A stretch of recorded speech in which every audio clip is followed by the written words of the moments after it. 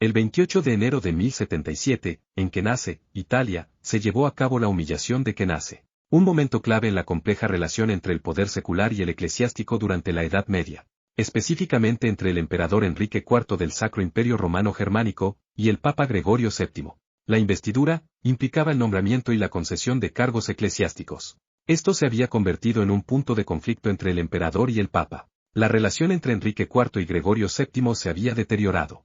El emperador se encontraba excomulgado, una situación que buscó revertir mediante un gesto dramático. En un acto de penitencia sin precedentes, Enrique IV se presentó descalzo y vestido con ropas simples ante el castillo de Kenasse, lugar donde Gregorio VII se encontraba refugiado. Durante 3 días, el emperador esperó en la nieve, soportando condiciones extremas como un acto de expiación. Este gesto extremo buscaba conmover al Papa y lograr la revocación de la excomunión que pesaba sobre él.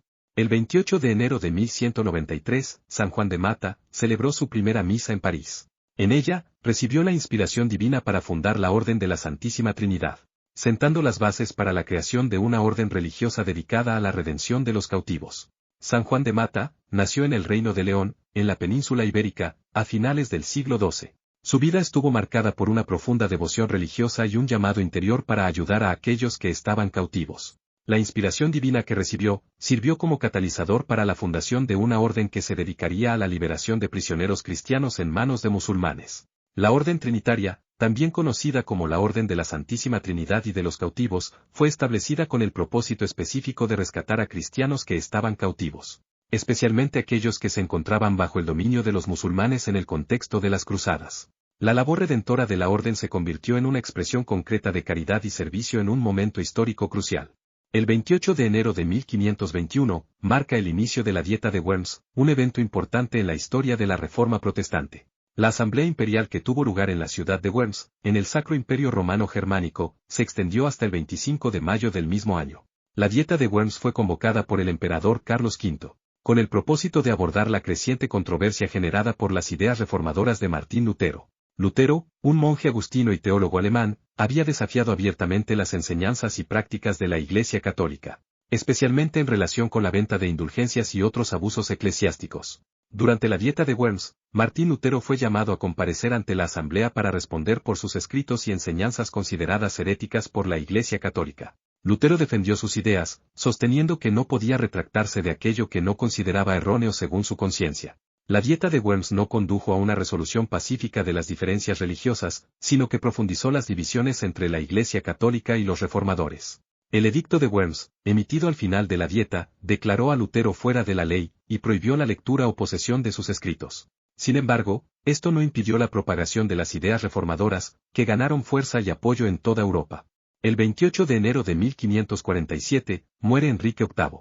Su deceso abrió paso a un nuevo capítulo, con su hijo Eduardo VI ascendiendo al trono a la temprana edad de 9 años, convirtiéndose así en el primer rey protestante de Inglaterra. Enrique VIII, conocido por sus numerosos matrimonios y por su rol clave en el establecimiento de la Iglesia de Inglaterra, fue un monarca controvertido y poderoso. Se casó con Catalina de Aragón, luego con Ana Bolena, luego con Juana Seymour, luego con Ana de Clevis, luego con Catalina Howard, y por último, con Catalina Parr. Sus hijos fueron Enrique, duque de Cornualles, y María I de Inglaterra, hijos de Catalina de Aragón. Enrique, duque de Richmond y Somerset, hijo de Isabel Blount, el cual era ilegítimo. Isabel I de Inglaterra, hija de Ana Bolena. Eduardo VI de Inglaterra, hijo de Juana Seymour. Uno de los aspectos más destacados del reinado de Enrique VIII fue su rompimiento con la Iglesia Católica, motivado en gran medida por su deseo de obtener la anulación de su matrimonio con Catalina de Aragón. Este acto condujo a la creación de la Iglesia de Inglaterra, con Enrique VIII como su líder supremo, un evento de gran relevancia que transformó la estructura religiosa del país. La sucesión tras la muerte de Enrique VIII llevó a su joven hijo Eduardo VI al trono. A pesar de su corta vida, Eduardo VI desempeñó un papel crucial en la consolidación de la Reforma Protestante en Inglaterra. Durante el reinado de Eduardo VI, se promulgaron reformas en la Iglesia de Inglaterra para alejarla de las doctrinas católicas. La imposición de prácticas protestantes y la introducción de un libro de oración común fueron elementos clave de este proceso de reforma religiosa. La ascensión de Eduardo VI marcó un periodo de transición en la historia religiosa de Inglaterra, con el protestantismo consolidándose gradualmente como una fuerza dominante. Sin embargo, la corta vida de Eduardo VI, y su sucesión por María I, una ferviente católica, generaron nuevas tensiones y revertieron temporalmente algunas de las reformas protestantes. El 28 de enero de 1754, el político y escritor Horace Walpole crea la palabra serendipia. Este neologismo, que hoy en día denota el descubrimiento de algo valioso de manera accidental o por casualidad, tiene una fascinante historia detrás de su origen. Horace Walpole, una figura prominente en la sociedad y la política británica del siglo XVIII, es conocido por su contribución no solo en el ámbito político, sino también en el literario. Fue descendiente del poeta John Donne, y amigo cercano de figuras literarias notables de su tiempo. La serendipia, palabra acuñada por Walpole, tiene sus raíces en el antiguo nombre persa de Sri Lanka, Serendip.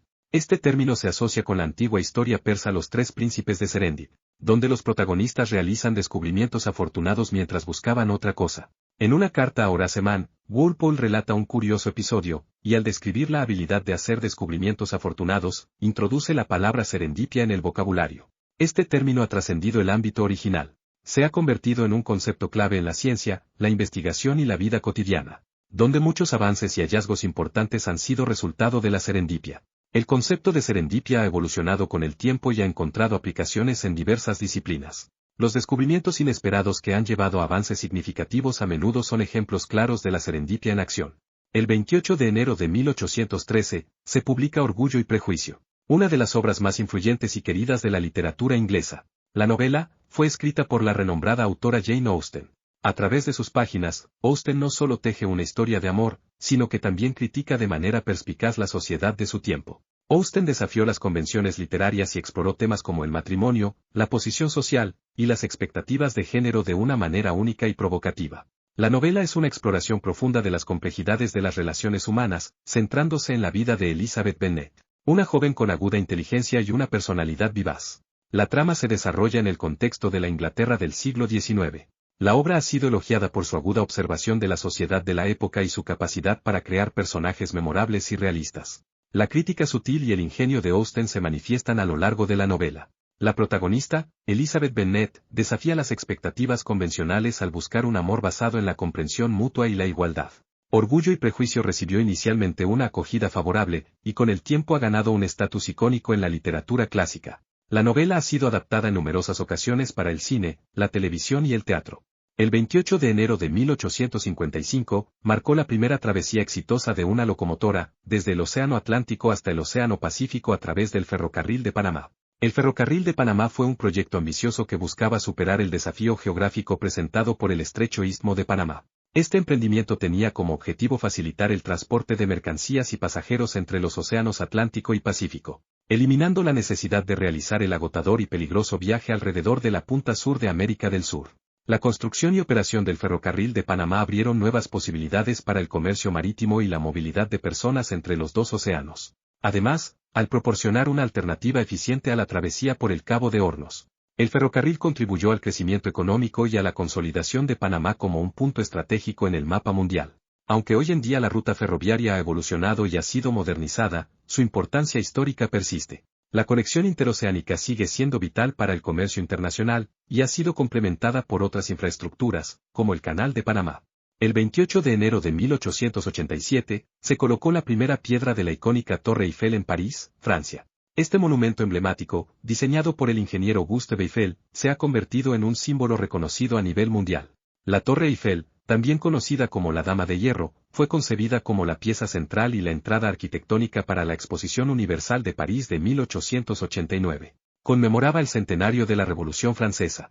La Torre Eiffel se completó en 1889. Desde entonces, ha mantenido su posición como uno de los destinos turísticos más visitados del mundo. Ha aparecido en numerosas obras literarias, cinematográficas y artísticas, convirtiéndose en un símbolo de romanticismo y sofisticación parisina. Posee una altura de 300 metros, prolongada más tarde con una antena hasta los 324 metros. Fue la estructura más elevada del mundo durante 41 años. Es el monumento de pago más visitado del mundo. Fue construida en 2 años, 2 meses y 5 días. Consta de 4 niveles. La base, que contiene 4 pilares. Las casetas para la compra de boletos ocupan los pilares norte y oeste. Los ascensores son accesibles desde los pilares norte, este y oeste. Las escaleras, abiertas al público hasta el segundo piso, y que totalizan 1.665 escalones hasta la cumbre, son accesibles desde el pilar sur. También en el pilar sur, hay un ascensor privado, reservado para el personal y para los clientes del restaurante gastronómico. El primer nivel, situado a 57 metros sobre el suelo, con una superficie de 4.200 metros cuadrados, puede soportar la presencia simultánea de aproximadamente 3.000 personas. El segundo nivel, situado a 115 metros por encima del suelo, posee una superficie de 1.650 metros cuadrados aproximadamente, puede soportar la presencia simultánea de alrededor de 1.600 personas. El nivel intermedio, a medio camino entre el segundo nivel y el tercer nivel existe una plataforma intermedia a la cota 195. Actualmente no es accesible a los turistas. Desde 1889 hasta 1983, sirvió para alojar la maquinaria hidráulica del elevador y para efectuar el transbordo de los visitantes. El tercer nivel, situado a 275 metros sobre el suelo, con una superficie de 350 metros cuadrados, puede soportar la presencia simultánea de alrededor de 400 personas. El 28 de enero de 1887, en Fort Key, Montana, se registró la formación de los copos de nieve más grandes del mundo. Esto ocurrió en el rancho de Matt Coleman, que quedaba en el valle del río Clark Fork. En el libro Guinness de los Récords, se registra que las medidas eran de 28 centímetros de ancho y 20 centímetros de espesor. El estudio de los copos de nieve, conocido como cristalografía de la nieve, es una rama de la meteorología. Los copos de nieve se forman en una amplia variedad de formas intrincadas, lo que lleva a la idea de que no hay dos iguales. Aunque se han fabricado copos de nieve casi idénticos en laboratorio, es muy poco probable que se encuentren en la naturaleza. Hubo intentos de encontrar copos de nieve idénticos, fotografiando miles de ellos con un microscopio desde 1885 en adelante. La forma de un copo de nieve está determinada principalmente por la temperatura y la humedad a la que se forma. Congelar el aire hasta -3 grados promueve cristales planos y delgados y planos. En aire más frío hasta -8 grados, los cristales se forman como columnas huecas, prismas o agujas. En aires tan fríos como -22 grados, las formas vuelven a parecerse a placas, a menudo con características ramificadas o dendríticas. A temperaturas inferiores a -22 grados, los cristales se vuelven en forma de placas o quelamners, según el grado de saturación. La forma también es función de si la humedad predominante está por encima o por debajo de la saturación. Las formas por debajo de la línea de saturación tienden más a ser sólidas y compactas. Los cristales formados en aire sobresaturado tienden más hacia el encaje, la delicadeza y la ornamentación. También se forman muchos patrones de crecimiento más complejos, como planos laterales, rosetas de bala y también tipos planos, dependiendo de las condiciones y los núcleos de hielo. Los copos de nieve también se asocian tradicionalmente con el clima de Navidad blanca que a menudo ocurre durante la Navidad. Los copos de nieve también se utilizan a menudo como símbolos que representan el invierno o las condiciones frías. Por ejemplo, los neumáticos para nieve que mejoran la tracción durante las duras condiciones de conducción invernal, están etiquetados con un copo de nieve en el símbolo de la montaña. Un copo de nieve estilizado ha sido parte del emblema de los Juegos Olímpicos de Invierno de 1968, 1972, 1984, 1988, 1998 y 2002. En la dinastía Tang, los copos de nieve en la poesía, a veces servían como símbolo de la energía cósmica del Tao y la Vía Láctea. El 28 de enero de 1896, Walter Arnold, se convierte en la primera persona multada por exceso de velocidad en Inglaterra. Walter Arnold, un pionero del automovilismo, fue sorprendido superando el límite de velocidad establecido en aquel entonces, que era de 3.2 km por hora. Su vehículo alcanzaba la velocidad de 13 km por hora, que en aquel momento era considerada excesiva. Este acto llevó a que se le impusiera la primera multa por exceso de velocidad de la historia. La multa impuesta a Walter Arnold se expresó en chelines británicos, la moneda de curso en el Reino Unido en esa época. El total de la multa fue de un chelín más impuestos. El 28 de enero de 1912, en la ciudad de Quito, una turba organizada perpetró el asesinato del expresidente Eloy Alfaro. Acto conocido como la Hoguera Bárbara. Eloy Alfaro, conocido como el Viejo Luchador, fue un destacado político y militar ecuatoriano. Desempeñó un papel importante en la historia política del país a fines del siglo XIX y principios del XX. Alfaro fue un defensor del liberalismo y lideró la Revolución Liberal, que buscaba transformar las estructuras sociales y políticas de Ecuador.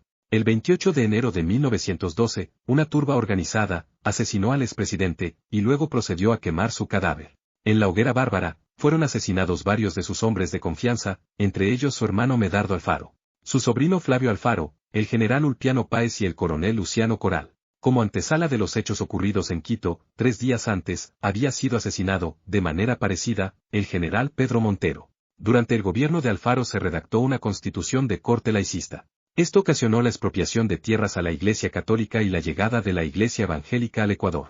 Estas medidas liberales atentaron contra el clero católico. lo que causó una oposición política que se predicaba desde el púlpito y que calificó a los liberales como impíos, masones y anticristos. A mediados de 1911 en todo el país, y principalmente en Quito, se incentivó y generó una oposición antialfarista que culminó con un golpe de Estado el 11 de agosto de ese año, obligando a Eloy Alfaro a dimitir de la presidencia. Alfaro buscó refugio en la legación de Chile y posteriormente pidió asilo político a Panamá. La vida del expresidente estuvo en riesgo durante el levantamiento militar y fue rescatado por los cónsules de Brasil y Chile. El cónsul brasileño, de apellido Eastman, logró negociar un acuerdo por el que Eloy Alfaro obtuvo un salvoconducto con el que logró salir ileso del cuartel donde estaba atrincherado. Parte de las negociaciones era el compromiso de salir del país durante el lapso de un año. Durante ese tiempo el viejo luchador perdió el apoyo que mantenía en el Congreso. La historia oficial atribuye el asesinato a la plebe. El historiador Roberto Andrade, contemporáneo de Alfaro, acusa a Leónidas Plaza, mientras que otros investigadores lo liberan de tal acusación. Pero nadie niega que fue un crimen político instigado desde varios sectores. Según los resultados de las investigaciones del fiscal Pío Jaramillo Alvarado en 1919, cerca de 4.000 personas participaron de la hoguera bárbara. La turba amarró los cadáveres desnudos de pies y manos para luego ser arrastrados. Un abogado le cortó la lengua al cadáver del coronel Luciano Coral y la llevaba en la punta de su bastón mostrándola a la gente. Mujeres como María Mónica Constante, apodada la Chimborazo, y Emilia Lazo encabezaron la carnicería. Ellas mismas arrastraron los restos de los generales asesinados a través de toda la ciudad. Desde el penal García Moreno en el centro hacia la periferia, a un terreno desolado en el norte de Quito conocido como El Ejido. Los cadáveres de Eloy Alfaro y Ulpiano Páez fueron arrastrados por las calles Rocafuerte, Venezuela y Guayaquil. Pasaron por las plazas de Santo Domingo y la Independencia, para luego converger hacia El Ejido. Una vez ahí, se encendieron por lo menos 5 hogueras para quemar los restos. El 28 de enero de 1935, Islandia se convirtió en el primer país en legalizar el aborto. Esta decisión hizo que Islandia fuera el primer país en dar un paso hacia la despenalización y regulación del aborto, reconociendo los derechos reproductivos de las mujeres. Antes de 1935, el aborto estaba sujeto a restricciones severas y penalizaciones. La legalización en 1935 representó un cambio fundamental al permitir el aborto en circunstancias específicas, marcando así un avance en la protección de los derechos reproductivos. En países como Argentina, Canadá, Colombia, México, Cuba y Uruguay, los países de la antigua órbita soviética, Asia Oriental y casi la totalidad de Europa, excepto Malta, Polonia, Reino Unido y los microestados, el aborto es legal a solicitud de la mujer o persona con capacidad de gestar durante un determinado periodo de gestación. Por otro lado, en la mayoría de los países de América Latina, África, Medio Oriente o el sudeste asiático, el aborto es ilegal y está penalizado en alguno de los supuestos. Asimismo, hay países en donde el aborto no es legal a solicitud, pero sus leyes se encuentran relajadas ante esta práctica, despenalizándola casi bajo cualquier circunstancia. Los médicos que realicen abortos casi no son perseguidos. Aunque cualquier mujer que quiera abortar necesita aprobación de estos ya que no se encuentra regularizado a solicitud. Esto sucede, como ejemplo, en Barbados, Finlandia, India, Israel, Japón, Reino Unido, Taiwán y Zambia. En Estados Unidos, la legalidad del aborto está sujeta a la decisión de cada estado. 6 naciones del mundo prohíben el aborto bajo cualquier circunstancia. Tipifican penas de cárcel para toda mujer y persona que realice, intente realizar, o facilite la realización de un aborto. Esto sucede en Ciudad del Vaticano, El Salvador, Honduras, Nicaragua, y República Dominicana. La práctica del aborto continúa siendo un tema controvertido en muchas sociedades por motivos religiosos, morales, éticos, prácticos y políticos. Aunque han sido prohibidos y restringidos por ley en muchas jurisdicciones, los abortos continúan siendo comunes en muchas áreas, incluso donde son ilegales. Según la Organización Mundial de la Salud, las tasas de aborto son similares en países donde el procedimiento es legal y en países donde no lo es. Alrededor de 56 millones de abortos se realizan cada año en el mundo, con aproximadamente 45% hechos de forma insegura. El 28 de enero de 1958, en Dinamarca, se creó el Lego, un juego de bloques de plástico interconectables que se convertiría en un fenómeno mundial. Fundada en la pequeña localidad de Billund, Lego se ha convertido en un embajador cultural de Dinamarca. El término Lego se deriva de las palabras danesas juega bien. La compañía, liderada por Ole Kirk Christiansen, comenzó a fabricar estos bloques de plástico interconectables. La compañía ha seguido evolucionando con temáticas diversas, desde sets basados en ciudades y castillos, hasta colaboraciones con franquicias populares de películas y personajes. Los bloques ofrecen una oportunidad única para desarrollar habilidades motoras finas, coordinación ojo-mano y pensamiento lógico, al tiempo que promueven la creatividad y la resolución de problemas. La creación de Lego en Dinamarca ha resultado en la formación de una comunidad global de entusiastas, conocidos como FOL. A medida que avanzaba la era digital, Lego no se quedó atrás. La compañía ha sabido adaptarse a los tiempos, lanzando videojuegos, aplicaciones y películas que han expandido aún más el alcance de la marca. Lego también ha demostrado un compromiso con la sostenibilidad, anunciando planes para producir bloques más sostenibles y envases reciclables. Lego fue fundada el 10 de agosto de 1932. Cuando ese negocio se vio afectado por la Gran Depresión, empezó a fabricar muebles de menor tamaño. Desde 1932 se dedicó en exclusiva a los juguetes de madera. A raíz de una serie de problemas en la producción maderera, Ole Kidd pasó a producir juguetes de plástico en los años 1940 con máquinas moldeadoras por inyección. Inspirados en los bloques de construcción de la empresa británica Kiddicraft, la familia Christiansen comercializó sus propios ladrillos de plástico a partir de 1949. El sistema apostaba por la creatividad del niño, por lo que al principio no se incluían manuales de instrucciones. La clave de Lego llegó en 1958. Ese año patentaron un sistema de enganche con tubos bajo el ladrillo que permitía ensamblarlos de forma estable, adoptando toda clase de combinaciones. Tal fue su éxito que el hijo de Ole y sucesor, descontinuó todas las colecciones de madera para centrarse exclusivamente en el plástico. La empresa se consolidó en el mercado europeo a comienzos de los años 1960. Los bloques de ladrillo se fabricaban al principio con acetato de celulosa. A partir de 1964 se adoptó el plástico ABS, que aguanta mejor tanto el calor como la decoloración. Este material se utiliza hasta el día de hoy porque no existe un equivalente en bioplásticos. En 1966, su gama de productos era de 25 vehículos y también 57 juegos. Se produjeron un total de 706 millones de set de Lego. En 1967, se establece la banda de Legoland, también se inventa el neumático pequeño, que se lanzara más tarde en 1970. En 1968 se inauguró el parque temático Legoland, en Billund, con 625.000 visitantes en el primer año. Al poco tiempo se abrieron sucursales en otros países. En 1969, se lanza internacionalmente la serie Lego Duplo, creada para menores de 5 años. La suma de todas estas operaciones representaba un 1% del Producto Interior Bruto de Dinamarca en la década de 1970. Las aportaciones más destacadas para la industria fueron las colecciones temáticas, la línea preescolar Lego Duplo, y la introducción de la minifigura en 1978. El 28 de enero de 1985, la Unión de Apoyo de Artistas para África, graba We Are the World. La colaboración benéfica buscaba recaudar fondos para combatir la hambruna en África. La canción We Are the World se convirtió en un himno de solidaridad. Escrita por Michael Jackson y Lionel Richie, la canción buscaba transmitir un mensaje de unidad y compasión hacia aquellos que enfrentaban dificultades en otras partes del mundo. La grabación tuvo lugar en los famosos estudios A&M de Hollywood. Más de 45 artistas se unieron para prestar sus voces, creando una mezcla única de estilos musicales que iba desde el pop y el rock hasta el R&B y el country. La iniciativa fue impulsada por el productor musical Quincy Jones y Michael Jackson, quien en ese momento era una de las estrellas más grandes de la música. El éxito comercial de la canción superó todas las expectativas, convirtiéndose en uno de los sencillos más vendidos de todos los tiempos. Recibió numerosos premios, incluidos varios Grammy.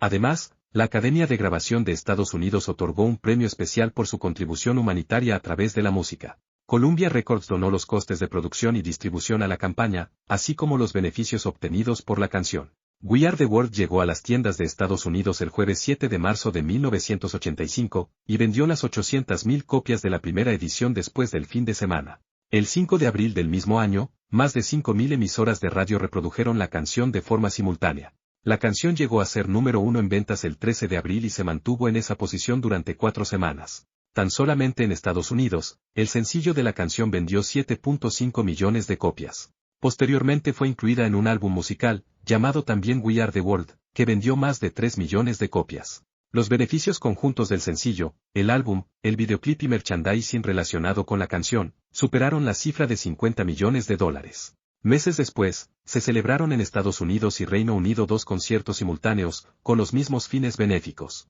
El 28 de enero de 1986, ocurre la explosión del transbordador espacial Challenger.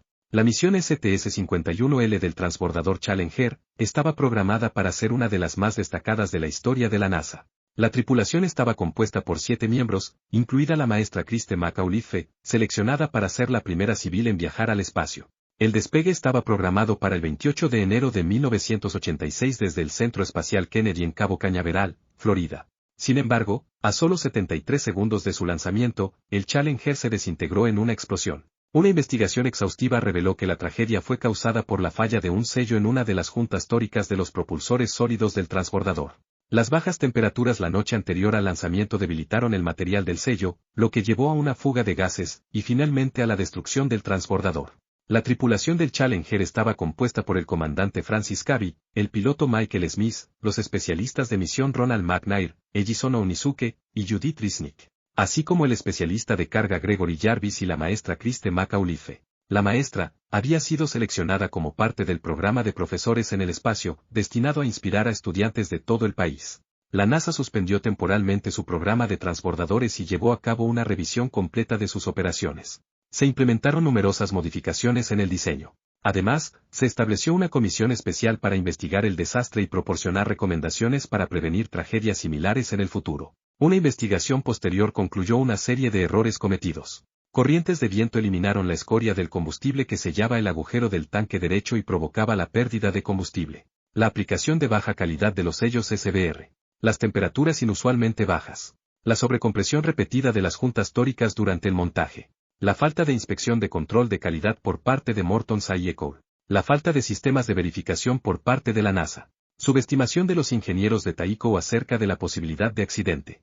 Falta de férrea voluntad de la Junta Revisora de Taiko por detener el despegue. Falta de un sistema de emergencia de aborto de despegue cuando ocurren descompresiones o anomalías. Falta de un plan de emergencia cuando el transbordador corre peligro en el momento del despegue. Los astronautas no disponían de paracaídas o equipo de eyección. Tampoco tenían un entrenamiento específico para un caso como ese, circunstancias que originaron fuertes críticas a la NASA. El 28 de enero de 1998, la compañía Ford compró la corporación Volvo, por $6.450 millones. Fundada por Henry Ford en 1903, Ford Motor Company se había establecido como una de las pioneras en la producción de automóviles a gran escala. Con icónicos modelos como el Ford Modelo T, la compañía desempeñó un papel fundamental en la popularización del automóvil en Estados Unidos. Por otro lado, Volvo Car Corporation tenía una reputación bien ganada por su enfoque en la seguridad y la ingeniería de calidad.